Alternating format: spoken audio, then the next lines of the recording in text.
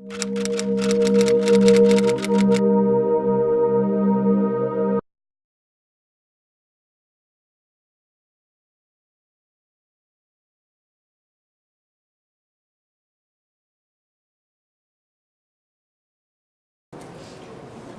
un enorme honor dar inicio a este Congreso, 100 años de vida institucional judía en México, tema relevante para nuestra historia, en el cual todos ustedes son expertos, no yo.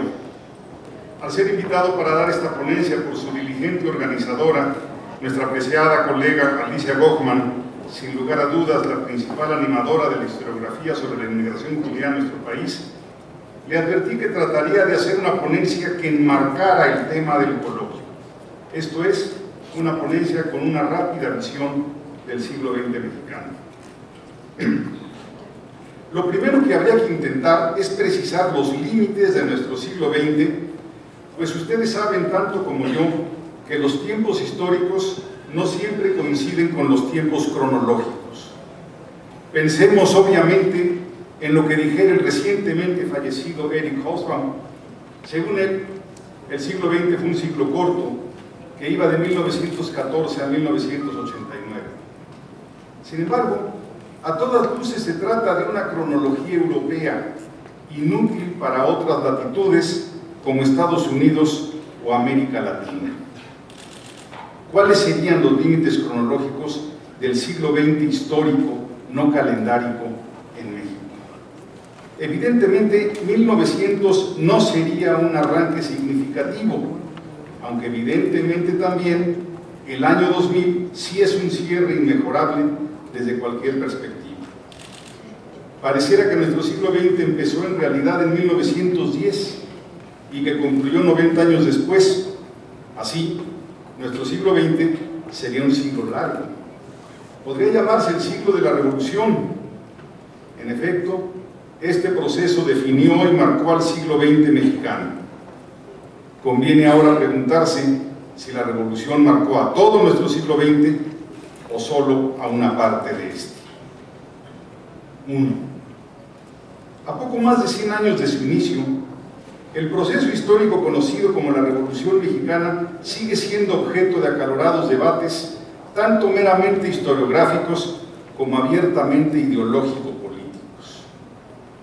Ensalzada desde un principio como un movimiento épico por algunos de sus participantes más memoriosos, luego fue vista como un movimiento plenamente popular y nacionalista, transformador de la estructura social mexicana y su principal propuesta programática, la Constitución de 1917, fue considerada la primera constitución social del mundo. A mediados del siglo XX se agregaron otras virtudes a la revolución. Además de haber sido un movimiento que había hecho grandes aportes a la justicia social, era también creadora de instituciones y responsable de la estabilidad política que el país había alcanzado. Así, desde la perspectiva de pensadores como Jesús Reyes Heroles, la revolución había sido un proceso constructivo que a 50 años de iniciado combinaba impulso creador con experiencia gubernativa. Hoy, 50 años después, la perspectiva dominante ya no es optimista. Nadie sostiene que la revolución conserva aquel impulso creador y es difícil defender la calidad de los últimos gobernantes emanados de ella. Por otra parte, desde un principio propició también críticas acerbas. ¿Acaso la más conocida sea la de José Vasconcelos, quien sentenció que con el cruel sacrificio del inmaculado Francisco I. Madero, la revolución perdió su contenido moral, espiritual, convirtiéndose en una simple lucha por el poder político entre contendientes corruptos, violentos, vulgares y safios? Ilustrativa y significativamente, puede decirse que aunque con distintos argumentos y motivos, la vertiente crítica de la revolución terminó por imponerse sobre las voces apologéticas cada vez más restringidas a un sector de la llamada clase política. Al margen de las críticas iniciales de los sectores conservadores, ya fueran porfiristas o huertistas, las primeras voces discordantes fueron las de Daniel Cosío Villegas y Jesús Silva Gerso. Si para el primero, Cosío, los hombres que gobernaban el país a mediados del siglo no estaban a la altura de los ideales de la revolución y eran responsables de la crisis que padecía México, para el segundo, Silva Gerso, la revolución había llegado a su culminación a finales de la presidencia de Lázaro Cárdenas, iniciando después su descenso, crisis, agonía y muerte.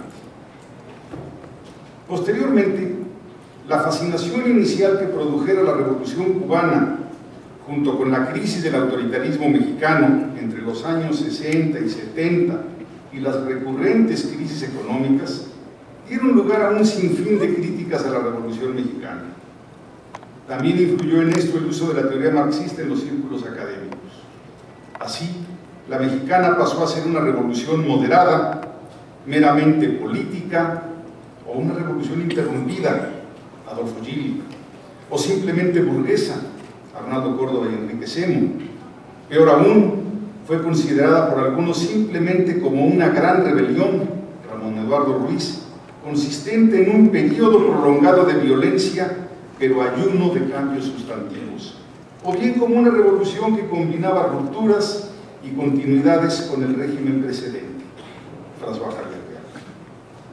En los últimos años, teniendo a la vista la crítica situación nacional, esto es, incurriendo en el grave vicio historiográfico de pensar más en el presente que en la historia, la revolución ha sido considerada no solo inútil, sino hasta dañina, culpable de que el país desaprovechara las posibilidades de crecimiento que ofreció el siglo XX.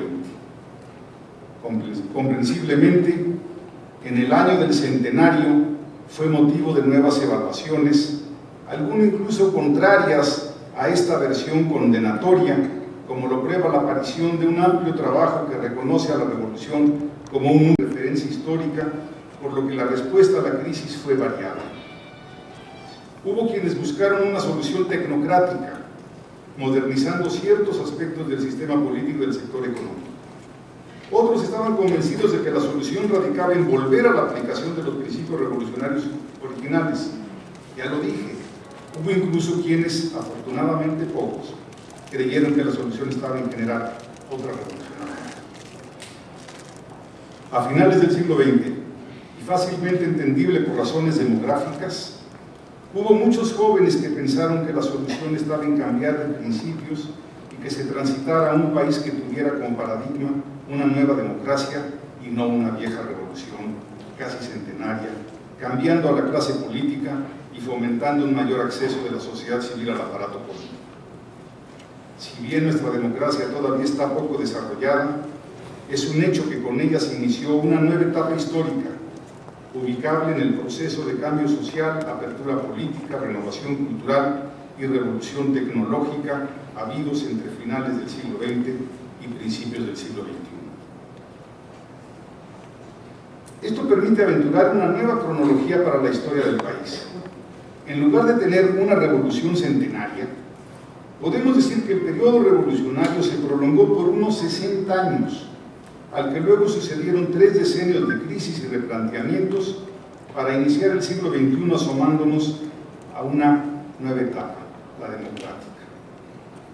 En términos discursivos, primero predominó la palabra violencia entre 1910 y 1929. Luego se impuso el concepto de cambio, transformación a lo largo de los años 30. Posteriormente cambiaron los vocablos estabilidad, crecimiento y progreso, de 1940 a los 60. Después, y hasta finales del siglo, nos dominó el agorero término de crisis. Recientemente reaparecieron las palabras cambio y democracia, aunque no se han podido erradicar varios términos fatales, hasta hoy indisolubles de nuestro proceso histórico: corrupción, injusticia, pobreza y violencia. 3. A 100 años de iniciada, la revolución es vista hoy como un hecho histórico y ya no como un proyecto gubernativo o como la partera de un mejor futuro. Comenzó siendo un inédito desafío electoral pacífico en el que se movilizaron, sobre todo, los sectores medios urbanos y gran parte del elemento obrero organizado encabezados por un miembro de la élite económica del noreste del país, el empresario agrícola coahuilense Francisco I. Madero. El desafío electoral se convirtió en rebelión por la negativa de Díaz a modificar su régimen político y a dar concesiones a los opositores. Sin embargo, los sectores sociales que habían respaldado al movimiento antireeleccionista electoral no resultaban apropiados para la lucha armada, por lo que Madero tuvo que apelar a otros sectores, rurales y populares. Fue entonces cuando surgieron Pascual Orozco, Pancho Villa y Emiliano Zapata. Con ellos aparecieron los reclamos sociales.